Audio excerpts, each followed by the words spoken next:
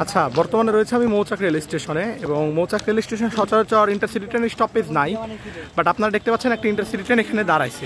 So নিশ্চিত ক্রসিংয়ের জন্য দাঁড়াইছে। সো ট্রেনটা হচ্ছে ঢাকা খুলনার মধ্যে যে চলাচল করে যমুনা সেতু হয়ে, সেই চিত্রা এক্সপ্রেস।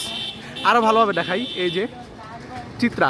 সো বেসিক্যালি আমি যখন আমার হোম টাউন কুষ্টিয়া অথবা নানুবাড়ি চুয়াডাঙ্গার দিকে যাই, সো গেলে আসার পথে আমরা ট্রেনে যখন আসি, ম্যাক্সিমাম টাইম যেহেতু যমুনা সেতুতে চলে, সো চিত্রাতে আসা হয়। তো চিত্রাতে আসার ক্ষেত্রে ব্যাপার হয় কি, আমি আমার লাইফে একবারই যে চিত্রা থেকে মৌচাক নামতে পারছিলাম, তাও ইন রিপোর্টে সম্ভবত। তা বাদে আমি যেই কয়বার গেছি কোনোদিন আমি নামতে পারি নাই। কিন্তু প্রায়শই বিকালবেলা আমি মৌচাক রেল স্টেশনে আসি, এবং আসলে দেখি যে প্রায়ই চিত্রা কোনো না কোনো ট্রেনের কারণে ক্রসিংয়ে পড়ে। বাট আমি যেদিন ট্রেনের ভিতরে থাকি সেদিনই কেন জানি চিত্রা ভালো গতিতে থ্রু যায়। ক্রসিং হওয়ার সম্ভাবনা থাকলেও জয়দেবপুরে অন্য ট্রেনকে বসায় রেখে নিজে থ্রু যায়। বাট আমি যেদিন ট্রেনে না থাকি, স্টেশনে থাকি, ওই দিন ম্যাক্সিমাম টাইম আবার চিত্রা এই যে এইখানে মৌচাকে বসে। সো এটাই হচ্ছে কষ্টের একটা ফ্যাক্ট।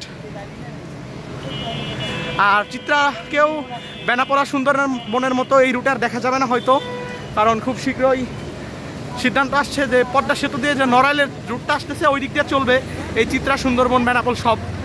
সো আর বেশি দিন নাই এই রুটে থাকার চিত্রার।